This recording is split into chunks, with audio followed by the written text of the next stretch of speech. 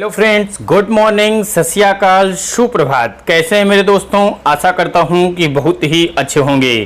तो सूरज की पहली किरण के साथ मैं एसपी शुक्ला आप सभी मित्रों का आपके अपने परिवार एसपी शुक्ला एजुकेट पर स्वागत, वंदन एवं अभिनंदन करता हूं। जैसा कि आपको पता है, हम प्रत्येक दिवस लेकर के आते हैं questions of the day, GK GS, जिसमें बात करते हैं टॉप 10 महत्वपूर्ण प्रश्नों में और लास्ट में पूछते हैं एक ऐसा प्रश्न जिसका जवाब देना होता है आपको कमेंट के माध्यम से। तो चलिए आज के सेशन को स्टार्ट करेंगे। इससे पहले कि हमारे ऐसे साथी जिन्होंने अभी तक हमारे फेसबुक पेज यानी एसपी शुक्ला एजुकेट परिवार के फेसबुक पेज को लाइक नहीं किया तो आप हमें फेसबुक पेज पर भी फॉलो कर सकते हैं। टेलीग्राम ज्वाइन नहीं किया तो जरूर ज्वाइन कर लें, जहां से आपको इसका नोटिफिकेशन और पीडीएफ मिलता रहेगा। और ऐसे हमारे साथी, ऐसे हमारे विद्वान साथी, ऐसी हमारी बहनें जो चैनल पर नए हैं, चैनल पर अभी भी चैनल को सब्सक्राइब नहीं किया है तो चैनल को सब्सक्राइब और बेल आइकन को जरूर प्रेस कर लें। इंस्टाग्राम पर भी आप हमें फॉलो कर सकते हैं। तो चलिए आज के सेशन को स्टार्ट करेंगे एक खूबसूरत प्रश्न के साथ। प्रश्न आपके सामने आपके स्क्रीन पर, विजयनगर साम्राज्य की वित्तीय व्यवस्था की सर्वप्रमुख विशेषता क्या थी? वेरी गुड, बहुत ही अच्छा प्रश्न है। क्वेश्चन क्या कह रहा है? विजयनगर साम्राज्य की वित्तीय व्यवस्था की सर्वप्रमुख विशेषता क्या थी? तो आपको बताना चाहूंगा, विजयनगर साम्राज्य की वित्तीय व्यवस्था मुख्यतः जो फ्रेंड्स थी वो भू राजस्व पर आधारित थी। किस पर आधारित थी? भू राजस्व पर आधारित थी। अब ये भू राजस्व में होता क्या है तो मैं आपको बताना चाहूंगा। भूमि की पैमाइश किसकी बात की जाती है? उन्होंने इसी में आता है भूमि की पैमाइश, भूमि की पैमाइश, भूमि की पैमाइश कराई जाती है। क्या कराई जाती है? भूमि की पैमाइश कराई जाती है और बंजर तथा सिंचाई वाली भूमि पर पृथक पृथक कर लगाए जाते हैं। चुंगी, राजकीय भेंट, आर्थिक दंड तथा आयात पर निर्धारित कर उनकी आय के अन्य साधन थे। विजयनगर साम्राज्य में मकानों, घोड़ों, पालतू पशुओं और वृक्षों पर भी कर लगाए जाते थे। तो क्वेश्चन जो आपका था बहुत ही आसान क्वेश्चन था कि विजयनगर साम्राज्य की वित्तीय व्यवस्था की सर्वप्रमुख विशेषता क्या थी? तो भू राजस्व पर आधारित थी। आइए अगले क्वेश्चन की तरफ। क्वेश्चन नंबर दूसरा, बहमनी राज्य का संस्थापक कौन था? बहमनी राज्य की बात कर रहा है तो बहमनी राज्य की स्थापना कब हुई? पहला क्वेश्चन तो ये आता है कि बहमनी राज्य की स्थापना कब हुई थी? तो आप नोट कर लीजिए, बहमनी राज्य की स्थापना 1347 ईस्वी में, 1347 ईस्वी में मोहम्मद बिन तुगलक, किसने किया था? मोहम्मद बिन तुगलक, मोहम्मद बिन तुगलक के शासन काल में। ये मोहम्मद बिन तुगलक का क्या था? शासन काल में, के शासन काल में किसने किया था? हसन गंगू। किसने किया फ्रेंड्स? हसन गंगू। हसन गंगू को और एक नाम से जाना जाता है अलाउद्दीन बहमन शाह। अलाउद्दीन बहमन शाह, ये जो आपको ऑप्शन ए दिख रहा है, क्वेश्चन यही कंफ्यूज कर देता है क्योंकि आपने हसन गंगू का नाम पढ़ा है। इस हसन गंगू को ही जाना जाता है किस नाम से? अलाउद्दीन। अलाउद्दीन कह सकते हैं, अलाउद्दीन बहमन शाह के नाम से जाना जाता है। अलाउद्दीन बहमन शाह ने गुलबर्गा को अपनी राजधानी बनाया। तो अलाउद्दीन ने किसको अपनी राजधानी बनाई, ये आपसे क्वेश्चन पूछा जाए तो आप बता देंगे गुलबर्गा। गुलबर्गा को अपनी राजधानी बनाया तथा उसका नाम बदल करके, इस गुलबर्गा का नाम बदल दिया, नाम बदल करके इसका नाम रख दिया था एहसानाबाद। एहसानाबाद नाम बदल कर क्या रखा? एहसानाबाद। तो बहुत ही अच्छे तरीके से प्रश्न पूछे जाते हैं। उसने साम्राज्य के 4 प्रांत, अब देखिए 4 प्रांतों की बात किया इसने ही, क्या किया? 4 प्रांत में बांट दिया। अगर मैं चारों प्रांतों की बात करूं तो एक तो हो गया आपका गुलबर्गा। गुलबर्गा को और किस नाम से जाना जाता है? कहां पर स्थित है वैसे देखा जाए तो आज के समय में? तो ये गुलबर्गा आपके कर्नाटक राज्य में स्थित है। आपसे ये भी पूछा जा सकता है तो नोट करते चलिए, कर्नाटक में। और दूसरा जो प्रांत था वो था दौलताबाद। दौलताबाद ये कहाँ पर है? महाराष्ट्र में। दौलताबाद कहाँ है फ्रेंड्स? महाराष्ट्र में। और उसके बाद आता है तीसरा बरार। बरार जो है ये भी कहाँ है, महाराष्ट्र में ही स्थित है, महाराष्ट्र में। और उसके बाद चौथा पॉइंट जो आता है बीदर। बीदर ये भी कर्नाटक में स्थित है, कर्नाटक में स्थित यानी कर्नाटक विभाजित किया।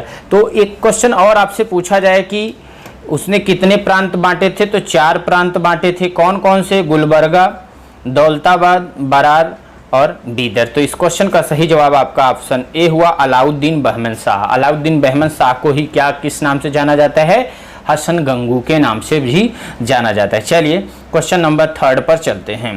क्वेश्चन नंबर 3 क्या करें, निम्नलिखित युग्मों पर विचार करना है। यात्री दिया हुआ है और देश दिया है। एक तरफ यात्री, दूसरी तरफ देश दिया है। कौन से यात्री किस देश से आए हैं, इनके बारे में आपको बताना है।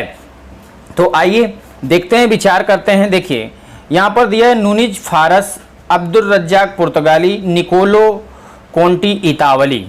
फ्रेंड्स आपको बताना चाहूँगा, नूनिज की बात कर रहा है। ये नूनिज कौन है, इसके बारे में थोड़ा सा जान लीजिए। ये एक लेखक है। लेखक नूनिज ने विजयनगर की यात्रा की थी। किस नगर की यात्रा की थी, विजयनगर की यात्रा की थी। और यहाँ जो फारस दिया है कि किस देश के हैं, तो ये फारस दिया हुआ है।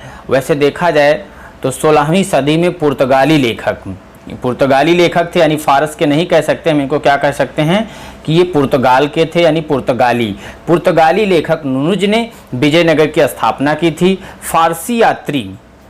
फारसी यात्री अब्दुल रज्जाक, ये अब्दुल रज्जाक की जो बात करा, ये पुर्तगाली नहीं थे, ये कहाँ थे, ये फारस के थे, इसीलिए इनको फारसी यात्री कहा जाता है। फारसी यात्री अब्दुल रज्जाक ने देवराय द्वितीय के शासनकाल में विजयनगर की यात्रा की थी। फिर देखिए आपको दे रहा है इतावली यात्री निकोलो कोंटी 15वीं सदी के पूर्वार्ध यानी 1420 ईस्वी में विजयनगर आया था। तो क्वेश्चन क्या कह रहा था, निम्नलिखित युग्मों पर विचार करना है कि कौन सा सुमेलित है, कौन सा सुमेलित है। तो सही कौन सा सुमेलित है आपका, ऑप्शन डी। केवल 3 सही है, जो सही सुमेलित है वो है ऑप्शन 3, केवल सही है निकोलो कोंटी। बाकी जो है इन दोनों को क्या किया, उल्टा कर दिया, ये इधर होना चाहिए था। चलिए आगे बढ़ते हैं क्वेश्चन नंबर 4 पर। क्वेश्चन नंबर 4, बाबर के संदर्भ में निम्नलिखित कथनों पर विचार कीजिए। देखिए मुगल वंश के शासक व उत्तराधिकारी की जब बात आती है फ्रेंड्स, थोड़ा सा मैं आपको 1 सेकंड लूंगा, तो उसमें मुगल शासकों के आप देखेंगे तो जैसे बाबर आया, बाबर के बाद हुमायूं के बाद अकबर के बाद जहांगीर के बाद शाहजहां के बाद औरंगजेब आया। बाबर का जो मकबरा था वो आगरा काबुल में स्थित था, हुमायूं का मकबरा जो है दिल्ली में, अकबर का मकबरा जो था सिकंदरा आगरा में, जहांगीर का मकबरा जो था वो लाहौर शाहदरा में, शाहजहां का मकबरा आगरा में आप देख ही रहे हैं, औरंगजेब का मकबरा जो था वो औरंगाबाद यानी दौलताबाद में स्थित था। अब अगर हम इन पे थोड़ा सा परिवर्तन करें, इनके बारे में थोड़ा सा देखिए, मुगल वंश के शासक की बात हो रही है। देखिए तैमूर वंश से संबंध होने के कारण मुगलों को तिमूरियन भी कहा जाता है, इन्हीं को तैमूर कहा जाता है। देखिए क्यों तैमूर कहा जाता है, उसका कारण मैं बताऊंगा। तैमूर से ही अगर देखा जाए तो तैमूर के 5वें वंशज से ही स्टार्ट होता है। तैमूर के कौन से वंशज से, 5वें वंशज। सबसे पहले आएगा बाबर जो है, जो कि जहीरुद्दीन मोहम्मद बाबर, इसका पूरा नाम देखा जाए तो जहीरुद्दीन मोहम्मद बाबर था। फिर बाबर के बाद आएगा हुमायूं के बाद अकबर जलालुद्दीन मोहम्मद अकबर, उसका नाम क्या था, जलालुद्दीन मोहम्मद अकबर। फिर उसके बाद आता है जहांगीर को सलीम के नाम से जाना जाता है। आपने मूवी भी देखा होगा, पिक्चर भी देखी है, वहां से आपने पढ़ा होगा ना। इसमें भी अगर आप देखेंगे, इसके बाद शाहजहां आता है, खुर्रम जिसको कहते हैं, और इसका एक का नाम है खुसरो मिर्जा। तो मुस्लिम जो लोग हैं यानी मुस्लिम जो शासक हुए, इनके एक से बढ़ के एक नाम आए, नाम बढ़ते चले गए। तो इसको थोड़ा सा याद करना दिक्कत होती है, लेकिन चीज़ों को आप देखते जाएंगे, पढ़ते जाएंगे तो चीज़ें आपको आसान लगेंगी। आइए पहले देखते हैं कि बाबर के संदर्भ में लिखित कथनों पर विचार करते हैं। मुगल वंश की बात है, यानी ये मुगल वंश में बाबर की बात कर रहा है। तो आपको बताना चाहूँगा, पहला पॉइंट यहाँ पर देखते हैं कि क्या सही है कि नहीं। बाबर सर्वप्रथम फरगना का शासक बना।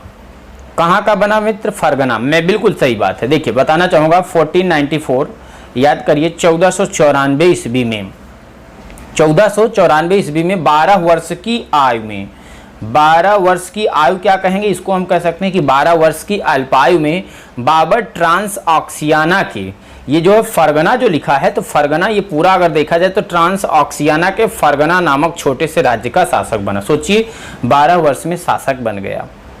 बाबर ने 1540 ईस्वी में, यहां से देखिए दिया ना, बाबर ने 1540 ईस्वी में काबुल पर अधिकार किया। बिल्कुल ये भी ऑप्शन सही है।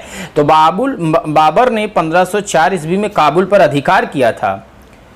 वह कहता था कि काबुल से लेकर पानीपत में हासिल जीत तक मैंने हिंदुस्तान को जीतने के विषय में सोचना कभी बंद नहीं किया था। यानी वो हमेशा क्या करना चाहता था, हिंदुस्तानियों को हराना चाहता था, हिंदुस्तानियों को लूटना चाहता था, हिंदुस्तानियों को अपने अधीन करना चाहता था।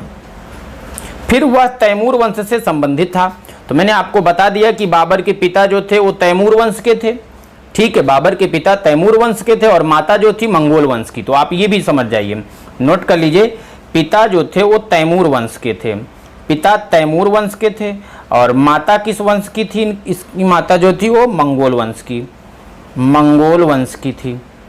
तो देखिए, पिता तैमूर वंश की, माता मंगोल वंश से संबंधित थी। बाबर ने जिस नवीन वंश की नींव डाली वह तुर्की नस्ल का चगताई वंश था, जिसका नाम चंगेज खा के द्वितीय पुत्र के नाम पर पड़ा, परंतु आमतौर पर मुगल वंश कहा जाता है। क्या कहा जाता है? आमतौर पर उसे मुगल वंश ही कहते हैं। वैसे उसका जो नाम है वो क्या है? चगताई वंश। कौन सा नाम है फ्रेंड्स? चगताई वंश। बहुत सारे और भी क्वेश्चन आने, यानी इसमें क्या है, आपका तीनों ऑप्शन सही, यानी 1, 2 और 3 तीनों सही है।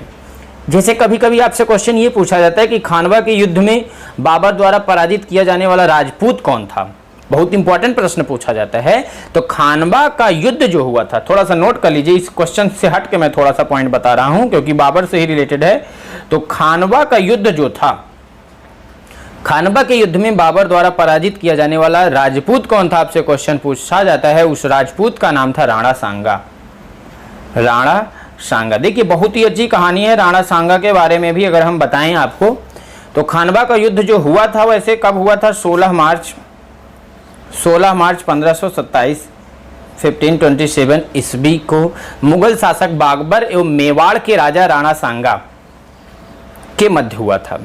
इसी युद्ध में बाबर ने जिहाद का नारा दिया था। जैसे आजकल देखिए बहुत सारे जो कट्टरपंथी मुस्लिम होते हैं वो जिहाद का नारा अक्सर देते हुए फिरते हैं। तो इसी युद्ध में बाबर ने जिहाद का नारा दिया था एवं इस युद्ध में विजय के उपरांत बाबर ने गाजी की उपाधि धारण की थी। तो इसी युद्ध के जीतने के बाद बाबर ने किसकी उपाधि धारण की थी? गाजी। इसीलिए गाजी मियाँ कहा जाता है। गाजी की उपाधि धारण की। इतिहासकार आशीर्वादी लाल श्रीवास्तव के अनुसार अगर बात करें तो बाबर एवं राणा सांगा की सेनाओं में 1:2 का अनुपात था। बाबर एवं राणा सांगा के अनुपात में, यानी राणा सांगा के जो सैनिक थे ज़्यादा थे, लेकिन उनका हारने का जो सबसे बड़ा कारण था, क्योंकि जो मुस्लिम हुआ करते थे पहले के, जो मुसलमानों ने भारत पर राज्य किया है, वो हमेशा फूट डालते थे। फूट डालने का मतलब क्या करते थे कि जैसे आपकी सेना है तो आपको प्रलोभन कर दिया। आप 4 भाई हैं, हम अकेले हैं, मान लीजिए हमने क्या किया, आपके 2 भाइयों को प्रलोभन दे दिया कि ऐसा करेंगे तो ऐसा हो जाएगा। तो उसमें क्या हुआ? युद्ध हो गया, क्योंकि लोगों के पास उतनी जो है अक्ल तो थी नहीं और देश हमारा जो है उस गुलामी की जंजीरों में बनता चला गया। और देखा जाए सचमुच में भारत देश को अंग्रेजों से ज़्यादा तो मुसलमानों ने लूटा है। अंग्रेजों से ज़्यादा मुसलमानों ने लूटा है। मतलब ये कहने का मतलब हमारा यही है, हम ये नहीं करें कि आजकल का मुस्लिम जो है ये सोचे कि मुसलमान हमको कहने, नहीं। उस समय का मुसलमान जिसने भारत को सचमुच में लूटा, जो भारत की एक गरिमा थी, जो भारत एक सोने की चिड़िया कही जाती थी, उसकी आस्था के ऊपर एक उंगली उठाया और वही उंगली उठाने के बाद खुद भी सुरक्षित नहीं रहे। यूरोपीय कंपनियां आई, ब्रिटिश के शासनकाल में वो भी उसके अधीन हो गए, वो भी पराजित हो गए। तो ये आपका सही जवाब इसका क्या हो गया? ऑप्शन डी, 1, 2 और 3। आइए बढ़ते हैं क्वेश्चन नंबर 4 पर। कलानौर में राज्याभिषेक के समय अकबर की आयु कितनी थी? कलानौर में राज्याभिषेक के समय अकबर की आयु कितनी थी? तो आपको बताना चाहूँगा, हुमायूं की मृत्यु के पश्चात बैरम खां ने गुरुदासपुर के निकट कलानौर वैसे है कहाँ आपको बता देना चाहूँगा, पंजाब में स्थित है, शायद पंजाब के आसपास का क्षेत्र है। तो पंजाब में 14 फरवरी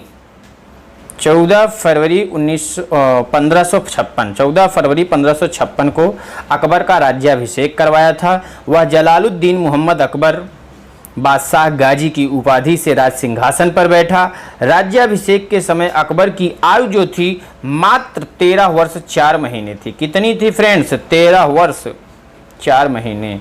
अब जरा आप सोचिए, एक दाग दीजिए कि आज 13 वर्ष 4 महीने का बच्चा सही से बोल नहीं पाता है, लेकिन अकबर कितना बुद्धिमान था। उसकी बुद्धिमत्ता को भी हम लोग जो है उससे भी बहुत कुछ सीखते हैं। ऐसा नहीं कि हम केवल बुराई ही करते हैं। बुराई केवल हम इसलिए करते हैं कि हमारी धरा को उसने जो है क्या किया है, छीण किया। और अच्छाई अगर हमारे दुश्मनों से भी मिले तो उसको भी सीखना चाहिए। तो कुछ चीज़ें अच्छी थी, ऐसा नहीं है। तो आपको समझ में आया कि नहीं क्वेश्चन? 14 फरवरी 1556 ईस्वी को मात्र 13 वर्ष 4 महीने की आयु में कलानौर में राज्याभिषेक हुआ था। किसकी मृत्यु के बाद? तो ये क्वेश्चन पूछा जाए किसकी मृत्यु के बाद, तो ये प्रश्न आप नोट कर लीजिए। हुमायूं की मृत्यु के पश्चात। हुमायूं की मृत्यु के पश्चात बैरम खां ने कहाँ पर? गुरुदासपुर के निकट। कहाँ गुरुदासपुर के निकट? कलानौर कहाँ है? पंजाब में। कब? 14 फरवरी 1556 ईस्वी को अकबर का राज्याभिषेक करवाया। अब जरा एक चीज़ ये समझिए, अभी हमने इसके पहले आपको एक प्रश्न बताया था, याद करिए, मैं आपको दिखाना चाहूँगा वो प्रश्न। पहले ही प्रश्न में हमने आपको, अच्छा ये प्रश्न था कि बाबर सर्वप्रथम फरगना का शासक कब बना। मैंने देखिए दोनों प्रश्नों में फ़र्क है, आप कंफ्यूज मत होइएगा। मैंने आपको बताया कि दोनों प्रश्नों में थोड़ा सा अंतर है। इसमें क्या था फरगना का, तो मैंने आपको बताया कि 1494 ईस्वी में। कब? 1494 ईस्वी में 12 वर्ष की आयु में बाबर ट्रांस ऑक्सियाना के फरगना नामक छोटे से राज्य का शासक बना था। तो यहाँ से आपसे पूछा जाता, ये भी सही है। फिर उसके बाद हमने यही क्वेश्चंस को दूसरी तरीके से जब पूछा तो हमने बताया आपको कि वह 14 फरवरी 1556 को वहाँ पर बाबर की बात हो रही है। 12 वर्ष की आयु में यहाँ अकबर बन गया जो है कितने वर्ष में? 14 फरवरी 1556 को मात्र 13 वर्ष 4 महीने में। 13 वर्ष 4 महीने में बना। तो अब देखो इसका जो सही जवाब देना है, तो 13 वर्ष दिया है तो लगभग हम 13 वर्ष के स्थान पर 4 महीना छोड़ देंगे तो यही 13 वर्ष ले लेंगे। तो इतिहास की बात में अगर आप देखिए तो 2 शासक आपको ऐसे मिल रहे हैं मुस्लिम शासकों में। एक तो अकबर जिसकी आयु मात्र 13 वर्ष देख रहे हैं आप, और इससे पहले भी आपने देखा है किसका नाम? बाबर का। बाबर मात्र 12 वर्ष की उम्र में बना और उसके बाद जो है 13 वर्ष। तो 12 वर्ष 13 वर्ष के बच्चे कितने छोटे रहते होंगे, लेकिन ये शासक थे, ये शासन करते थे। इसका मीन्स क्या है? इसका मीन्स है कि कहीं ना कहीं इनके जो पुरोहित रहे होंगे, पुरोहित कहने का मतलब इनसे श्रेष्ठ इनके माँ बाप, इनके परिवार, ये कहीं ना कहीं बनाए तो रहे होंगे, इनको राज्याधिकारी जरूर बनाए होंगे, लेकिन कार्य जो होगा वो ज़्यादा तक वही करते थे। आइए, इसका भी कारण है, कभी मैं आपको इस पे भी चर्चा करूंगा। इतिहास में कभी मैं बहुत डिटेल में बताऊंगा आखिर इतनी उम्र में ये राजा बनी तो क्या सारे कार्यभार को करते ही थे, क्या ये पूरे आदेश को करते ही थे? इस पे भी बहुत अच्छे से चर्चा करूंगा। आइए क्वेश्चन नंबर 6 पहले देखते हैं। अकबर ने दीन ए इलाही किस वर्ष में प्रारंभ किया? तो देखिए, अकबर ने विभिन्न धर्मों से प्राप्त उदार तत्वों का सार संग्रह किया। उस युग के विभिन्न धर्मों के तुलनात्मक अध्ययन के कारण अकबर ने 1582 ईस्वी में, कब? 1582 ईस्वी में दीन ए इलाही। दीन ए इलाही का मतलब अगर हम अपनी भाषा में आपको बताना चाहें तो इसका अर्थ होता है दैवीय एकेश्वरवाद।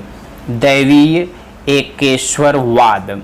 दैवीय एकेश्वरवाद के रूप में प्रसिद्ध धार्मिक व्यवस्था का प्रवर्तन किया। बीरबल एकमात्र हिंदू था।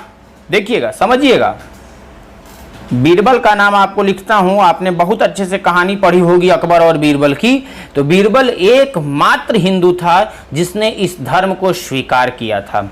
किस धर्म को स्वीकार किया था? इसी धर्म, दीन ए इलाही धर्म को स्वीकार किया था। राजा मान सिंह और राजा भगवान दास ने इस धर्म का विरोध किया। तो कभी कभी पूछा जाता है कि किसने एकमात्र हिंदू ने स्वीकार किया?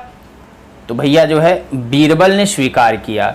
किसने अस्वीकार किया यानी स्वीकार नहीं किया, उनका भी नाम पूछा जाता है। तो राजा मान सिंह और राजा भगवान दास। राजा मान सिंह और राजा भगवान दास ने जो है इसको क्या किया था, इसका विरोध किया था। अब देखो एक नया मोड़ आता है 1583 ईस्वी में, यानी 1583 ईस्वी में एक नया कैलेंडर जारी होता है। और उस कैलेंडर में कब जारी होता है, मैं इसको हटाता हूं, 1583 ईस्वी में, 1583 ईस्वी में एक नया कैलेंडर जारी होता है जिसका नाम देते हैं इलाही संवत। कौन सा संवत? इलाही संवत आरंभ किया गया। तो एक प्रश्न ये भी बन जाता है कि इलाही संवत कब से प्रारंभ हुआ? 1583 ईस्वी से। अकबर पर इस्लाम धर्म के बाद सबसे अधिक प्रभाव किस धर्म का पड़ा, ये भी क्वेश्चन पूछा जाता है। तो अकबर पे जो है इस्लाम धर्म का था, उसके साथ ही वो हिंदू के साथ भी, क्योंकि यहाँ पर हिंदुओं की संख्या ज़्यादा थी, हिंदुओं को ही लोगों ने मोहरा बनाया था, तो इसीलिए अकबर पर इस्लाम धर्म के बाद हिंदू धर्म का भी बहुत अधिक प्रभाव पड़ा था। तो ये क्वेश्चन भी आप नोट कर लीजिए, आपसे पूछा जा सकता है, आप इस क्वेश्चन को जानते रहिए। आइए क्वेश्चन नंबर बढ़ेंगे 7 पर। क्वेश्चन नंबर 7वां आपके स्क्रीन पर बड़े ही अंदाज में। जहांगीर महल कहाँ स्थित है? जहांगीर महल आगरा का नाम आपने सुना होगा, आगरा के किले में स्थित है। कहाँ पर? आगरा के किले में स्थित है। इसका निर्माण किसने कराया था? तो भैया कौन राज कर रहा है? अकबर। तो भैया निर्माण भी करवा रहा है अकबर ने। इसका निर्माण अकबर ने अपने पुत्र और उत्तराधिकारी, इसका पुत्र और उत्तराधिकारी कौन था? सलीम के रहने के लिए करवाया था। इस महल की अधिकांश शैली हिंदू स्थापत्य कला शैली से प्रभावित है। यह लगभग वर्गाकार स्क्वायर भवन है। इसका निर्माण जो था वो लाल रंग के पत्थरों से हुआ था। अब देखो यहाँ पर आपने देखा होगा अकबर और बीरबल की कहानी तो आपने पढ़ी होगी, अकबर और ये सलीम की कहानी और सलीम की प्रेम कहानी भी आपने पढ़ा होगा ना। तो क्योंकि वो उसका जो रुझान था वो ज़्यादातर हिंदुओं की तरफ था, इसीलिए इसमें जो स्थापत्य कला में जो मूर्तियाँ लगी थी या जो भी पत्थर लगे थे वो ज़्यादातर हिंदू धर्म के ही थे या हिंदू स्थापत्य कला शैली से ही प्रभावित थी। यहाँ तक किसी को कोई प्रकार से दिक्कत नहीं होना चाहिए। आइए आगे बढ़ेंगे क्वेश्चन नंबर 8 पर। निम्नलिखित मस्जिदों में से किसका निर्माण मुगल सम्राट शाहजहां द्वारा किया गया था? तो देखिए दिल्ली की जामा मस्जिद आपको जानते ही हैं, सबसे बड़ी मस्जिद में आ रहा नाम जामा मस्जिद दिल्ली का निर्माण जो था ये शाहजहां ने ही कराया था। कब कराया था? 1648 ईस्वी में करवाया था। इसमें शाहजहानी शैली में फूलदार अलंकरण की मेहराबें बनी हैं। यह मस्जिद एक ऊंचे चबूतरे पर बनी है। इसमें 3.25 फीट क्षेत्र में फैला एक आंगन है। वही आगरा में जामा मस्जिद का निर्माण शाहजहां की पुत्री जहां आरा बेगम ने कब कराया भैया? 1648 ईस्वी में करवाया था। तो देखिए आगरा में भी हुआ है, उसका निर्माण करवाया उसकी पुत्री ने जहांगारा बेगम। किसने? जहांगारा बेगम ने। जहांगारा नहीं है, गारा का मतलब समझते हैं ना, गांव में जो ईंटा गारा होता है उसको कहते हैं, यहाँ जहां आरा होना चाहिए, ठीक है। जहां आरा बेगम ने कराया था। अच्छा एक दो प्रश्न कभी कभी ऐसा पूछा जाता है कि जैसे आपको कहे बीबी का मकबरा, कई बार आपने सुना होगा ना। तो पहले के जो मुसलमान थे ऐसा नाम ही रखते थे कि वो आपको थोड़ा सा कह दे, चलिए बता दीजिए, मैंने नाम ही ले लिया है। बीबी किसको कहते हैं आपको पता ही है। बीबी का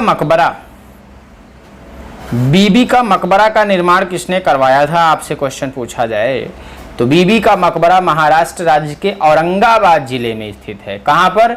औरंगाबाद जिले में अवस्थित है। और इस मकबरे का निर्माण जो कराया था मुगल बादशाह औरंगजेब ने कराया था। किसने कराया भैया? औरंगजेब ने कराया था। किसके याद में कराया? अपनी पत्नी के। इसकी पत्नी का क्या नाम था भैया? दिलरास बानो बेगम। दिलरास बानो बेगम। दूसरे का देश हड़प हड़प के लूट लूट करके क्या किया, अय्यासी किया, और पत्नी के नाम पे जहाँ देखो तहाँ क्या बना दिया, मकबरा बना दिया। तो देखो भैया, दिलरास बानो बेगम रबिया उद दौरानी की याद में, उसी का नाम उर्दू में था रबिया उद दौरानी। क्या नाम था भैया, रबिया उद दौरानी। वैसे आपको उर्दू नहीं आती होगी, बहुत कम बच्चे ही होंगे, जो मुस्लिम बच्चे होंगे उन्हीं को ये समझ में आएगा रबिया उद दौरानी, फिर भी ये देख सकते हैं, सुन सकते हैं। रबिया उद दौरानी की याद में कब, 1678 ईस्वी में, 1678 ईस्वी में करवाया था। इसे दक्षिण का ताजमहल भी कहा जाता है। तो कभी कभी आपसे पूछा जा सकता है दक्षिण का ताजमहल किसे कहा जाता है। दक्षिण का ताजमहल, भैया अच्छा प्रश्न है, दक्षिण का ताजमहल इसी को कहा जाता है, आप जानते हुए चलिए एक प्रश्न यहां से नोट कर सकते हैं। ओके फ्रेंड्स, आइए क्वेश्चन नंबर 8 के बाद क्वेश्चन नंबर 9 पर चलते हैं। शिवाजी की राजधानी कहां पर थी। अब देखिए, शिवाजी की राजधानी की बात की जा रही है, तो बहुत ही अच्छे से आपने पढ़ा होगा, मैं थोड़ा सा चर्चा कर दूं अगर इसके बारे में।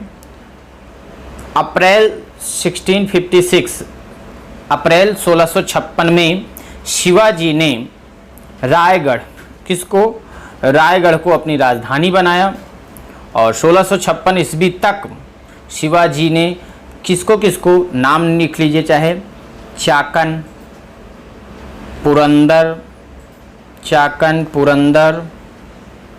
बारामती, सूपा, तिकोना तथा लोहगढ़ आदि विभिन्न किलों पर अधिकार कर लिया था। और 16 जून 1674 को शिवाजी ने रायगढ़ में काशी के विद्वान कौन थे, श्री विश्वेश्वर गंगा भट्ट, शार्ट में मैं लिख देता हूँ गंगा भट्ट। वैसे कभी भी आप याद करिए फ्रेंड्स, कभी भी किसी भी विद्वान के साथ, कभी भी कोई भी विद्वान हो, आपको हमेशा उस विद्वान के साथ श्री का प्रयोग जरूर करना चाहिए। यदि वो आपके बीच में नहीं है या है भी, फिर भी आपको उसके साथ श्री का प्रयोग जरूर करना चाहिए। हमारा सम्मान बनता है कि हम अपने से श्रेष्ठों का सम्मान करें। तो देखिए, गंगा भट्ट द्वारा अपना राज्याभिषेक करवाया था। किसने करवाया था, शिवाजी ने। यानी अब देखिए, मुगल साम्राज्य का विघटन हो चुका है। अब मुगल साम्राज्य के विघटन के बाद अब कौन सा साम्राज्य उठने वाला है, मराठों का उदय हो रहा है। यहीं से मराठा जो है आपके सामने हाजिर हो जाते हैं। अच्छा, एक दो प्रश्न और इससे रिलेटेड उठ जाते हैं जो आपके एग्जाम में पूछे जाते हैं। क्वेश्चन क्या बनता है कि शिवाजी का तो आपने पढ़ लिया, शिवाजी के गुरु का क्या नाम था। देखिए, जो छोटे छोटे प्रश्न बनते हैं उनको मैं चर्चा कर देता हूं। शिवाजी के गुरु का क्या नाम था मेरे दोस्त, तो आपसे पूछा जाए गुरु का नाम, तो इनके गुरु का नाम था रामदास। कौन सा दास, शिवाजी के गुरु का नाम रामदास था। इनकी रचना कभी कभी पूछी जाती है, तो दासबोध में साम्यवादी सिद्धांत की व्याख्या की गई है। अच्छा, एक और प्रश्न जो पूछा जाता है कि शिवाजी ने किस वर्ष छत्रपति की उपाधि धारण की थी। इनको छत्रपति शिवाजी कहा जाता है। तो आपको बताना चाहूँगा, यही 1674 ईस्वी में ही अपना राज्याभिषेक जब ये करा रहे थे रायगढ़ के किले में, तो उसी समय जो काशी के प्रकांड विद्वान पंडित गंगा भट्ट जी थे, उनके द्वारा संपन्न की गई इस अवसर पर शिवाजी ने छत्रपति हिंदू धर्मोद्धारक गौ ब्राह्मण प्रतिपालक की उपाधि धारण की तथा स्वयं को सूर्यवंशी क्षत्रिय घोषित किया। कौन सा क्षत्रिय घोषित किया, सूर्यवंशी क्षत्रिय। और क्षत्रिय हमेशा जो है ब्राह्मणों का सम्मान करते थे। उस प्रतिपालक को इन्होंने दिखाया, सिद्ध किया, इसीलिए इनको एक और दो तीन नामों से जाना जाता है। एक नाम से जाना जाता है, एक तो हिंदुओं के बहुत ही पुरोधा थे, हिंदू धर्मोद्धारक, यानी जो हिंदू धर्म की ध्वजा जो नीचे झुकी हुई थी उसको उठाया। दूसरा गौ और ब्राह्मण, गाय और ब्राह्मणों के प्रतिपालक भी बने। इनके खिलाफ अगर कोई बोलता था तो उसको बख्शते नहीं थे। किसके किसके? इसीलिए इनको कहा गया गौ ब्राह्मण, गौ ब्राह्मण प्रतिपालक, गौ ब्राह्मण प्रतिपालक की उपाधि धारण की तथा स्वयं को सूर्यवंशी क्षत्रिय भी घोषित किया। तो एक बहुत सारे प्रश्न बनते हैं, इसमें हमने बता दिया। एक प्रश्न और जैसे बनता है, अगर आपसे कहे कि वह कौन सेना नायक था जिसे बीजापुर के सुल्तान ने 1659 ईस्वी में शिवाजी पर अंकुश लगाने के लिए भेजा था, तो बताना चाहूंगा शिवाजी की शक्ति को दबाने के लिए बीजापुर के सुल्तान ने अपने योग्य सेनापति अफजल खां को सितंबर 1659 में शिवाजी को पराजित करने के लिए भेजा। अफजल खां ने 2 नवंबर 1659 को प्रतापगढ़ के दक्षिण में स्थित वारा नामक स्थान पर शिवाजी के ऊपर आक्रमण किया, परंतु शिवाजी ने चतुराई पूर्वक अपने बघनख तथा कटार से उसका वध कर दिया, यानी उसको भी खत्म कर दिया, सामने से मिटा दिया। किसको मिटा दिया? अफजल खां को भी हटा दिया।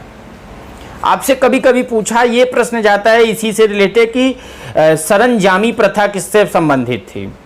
तो मराठा काल में शिवाजी ने अपने सैनिकों को जागीर, जागीर का मतलब होता है मोकासा, मोकासा के रूप में सरंजाम भी प्रदान किया। सरंजाम का मतलब होता है भू राजस्व प्रथा,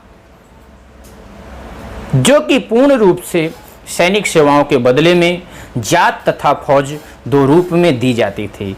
सरंजाम मूल रूप से सिविल और अन्य सेवा के लिए भूमि अनुदान का ही देन है। आपने सुना होगा पेशवाओं के बारे में, तो पेशवाओं के शासन में सरंजाम प्रणाली ने आनुवांशिक रूप ले लिया था। तो आशा करता हूं कि समझ में आ गया होगा। आगे बढ़ूं कि और एक छोटी सी बात कर देता हूं इसी में। चलिए अच्छा आगे चलता हूं, क्योंकि प्रश्न तो हमारी खजाने से निकलते ही जाते हैं। समय का जो है पाबंद होता है कि हम कम समय में चीज़ों को बेस्ट करें। जैसे कि ये जो दैनिक शो है हमारा बहुत ही अच्छे से सफल बनता रहे, इसके लिए आप सभी मित्रों से मैं हमेशा गुहार भी करता हूँ। लगभग सभी पार्ट में आपसे मैं कहता हूँ कि प्रत्येक दिन सुबह 5 बजे की ये शो आपके लिए, आपके आने वाले एग्जाम के लिए रामबाण साबित होगी। इसको अवश्य देखा करें। क्यों? क्योंकि कभी मैं 10 प्रश्न इतिहास के लेकर के आऊँगा, तो कभी मैं पॉलिटी का लेके आऊँगा, कभी इकोनॉमिक्स का लाऊँगा, कभी history, geography, polity, science, physics, chemistry, जो भी मैं सारे सब्जेक्ट को इक्वली करके आपको लाऊँगा। तो इसलिए इस शो को जरूर देखा करिए। आइए क्वेश्चन नंबर 10, किस सिख गुरु ने अमृतसर शहर की स्थापना की? अब देखिए अमृतसर शहर की बात होने लगी है तो बिल्कुल आप बच्चे पता होगा क्वेश्चन क्या कह रहा है। किस सिख गुरु ने अमृतसर शहर की स्थापना की थी? आप बहुत कुछ सोचेंगे, आपके मन में बहुत कुछ आएगा, ठीक है, लेकिन इस क्वेश्चन का सही जवाब ऑप्शन बी हो जाएगा, गुरु रामदास। अब ये गुरु रामदास थे कौन? तो सिखों के चौथे गुरु कौन थे? गुरु ये 4 नंबर में सिख जो हुए, सिख के चौथे गुरु गुरु रामदास ने किस ईस्वी में? 1577 1577 ईस्वी में अकबर द्वारा प्रदत्त, किसके द्वारा प्रदत्त था? अकबर द्वारा प्रदत्त। कितना बीघा? कभी कभी पूछा जाता है 500 बीघा। 500 बीघा भूमि पर रामदासपुर या जिसको चक गुरु भी कहा जाता है, रामदासपुर या फिर क्या कहा जाता है? चक गुरु नामक नगर की स्थापना की। कालांतर में यह अमृत शहर बना। यही बाद में चल के क्या बन गया? अमृत शहर बन गया। यही चक गुरु या रामदासपुर जो था, यही आके जो है अब अमृत शहर बन गया। अमृत शहर में ही सिखों का सबसे बड़ा गुरुद्वारा स्वर्ण मंदिर भी स्थित है। तो आपसे पूछा जाए कि स्वर्ण मंदिर कहाँ स्थित है? स्वर्ण मंदिर भी कहाँ स्थित है मेरे दोस्त? तो ये अमृतसर में ही स्थित है। रामदास साहिब जी का विवाह किससे हुआ था? तो रामदास साहिब जी का विवाह गुरु अमरदास साहिब जी की पुत्री बीबी भानी जी से हुआ था। किससे हुआ था? बीबी भानी जी किसकी पुत्री थी? तो ये थी अमरदास साहिब जी की पुत्री थी। तो बहुत सारे प्रश्न जो बनते हैं उस पर मैंने चर्चा किया। ओके, आइए कल का प्रश्न जो आपसे पता है कि प्रत्येक दिवस 100 में आपसे क्वेश्चन पूछा जाता है, उसी कड़ी में कल का प्रश्न आपके सामने है। बहुत सारे हमारे स्टूडेंट्स ने जवाब दिया था, पहली बार किसी बच्चे ने, कई सारे बच्चों ने जवाब दिया था। खासतौर से डॉली मिश्रा ने दिया था, राजवीर सिंह ने तो हमें व्हाट्सअप किया था, और मीनाक्षी जी ने जवाब दिया था, और भी बहुत सारे स्टूडेंट्स जवाब दिए थे। तो आप व्हाट्सएप पे जवाब ना दे के कमेंट किया करिए, और जितना आपको उस प्रश्न के बारे में जो प्रश्न मैं आपसे पूछता हूं, जितना उसके बारे में ज़्यादा से ज़्यादा आपको पता चले उसको आप बताने का प्रयास किया करिए। आइए क्वेश्चन पर चर्चा करते हैं। किस वर्ष बाबर ने सुल्तान इब्राहिम लोदी को पानीपत की लड़ाई में पराजित किया था? तो बताना चाहूँगा फ्रेंड्स, पानीपत का प्रथम युद्ध कब हुआ था? 21 अप्रैल 1526 1526 ईस्वी को बाबर तथा इब्राहिम लोदी के बीच हुआ। तो पहला क्वेश्चन तो यही आप जान जाइए, किसके किसके बीच में हुआ था? कौन सा युद्ध? पानीपत का प्रथम युद्ध। पानीपत का प्रथम युद्ध किसके किसके बीच में हुआ? बाबर तथा इब्राहिम लोदी। बाबर तथा इब्राहिम लोदी के बीच हुआ। बाबर के तोपखाने ने इस युद्ध में आश्चर्यजनक कार्य किया। इब्राहिम लोदी की सेना संख्या में अधिक होते हुए भी पराजित हुई और इब्राहिम लोदी रण क्षेत्र में मारा गया। फलस्वरूप दिल्ली और आगरा पर बाबर का अधिकार हो गया। और 27 अप्रैल आपको बताना चाहूँगा, 27 अप्रैल 1526 यानी 27 अप्रैल 1526 को बाबर ने अपने आप को बादशाह घोषित कर दिया। बादशाह घोषित कर दिया। तो आपसे क्वेश्चन पूछा जाता है कि बाबर ने अपने आप को बादशाह कब घोषित किया? 27 अप्रैल 1526 ईस्वी को। दूसरा क्वेश्चन ये बन सकता है, किसको हराने के बाद? इब्राहिम लोदी को हराने के बाद। कौन से युद्ध में हराया था भैया? पानीपत के प्रथम युद्ध में। ये कब हुआ था? 21 अप्रैल 1526 ईस्वी को। बनते हैं प्रश्न, जब बनाने का प्रयास करोगे ऐसे बनता चला जाएगा। अब देखिए, इसने क्या किया? अपने आप को बादशाह घोषित कर दिया। फिर भारत में मुगल साम्राज्य की इसी समय नींव डाल दिया। तो आपसे क्वेश्चन पूछा जाता है, मुगल साम्राज्य की नींव किसने डाला? कब डाला? तो बाबर ने डाला। कब? मुगल साम्राज्य की नींव डाल दिया। बाबर ने तुगलमा युद्ध नीति का प्रयोग पानीपत के प्रथम युद्ध में किया था। तो कभी कभी पूछा जाता है कि पानीपत के प्रथम युद्ध में उसने कौन सी नीति का प्रयोग किया था? तो तुगलमा युद्ध नीति। तुगलमा युद्ध नीति, बहुत प्यार से नोट करिएगा। तुगलमा युद्ध नीति का प्रयोग पानीपत के प्रथम युद्ध में ही किया था।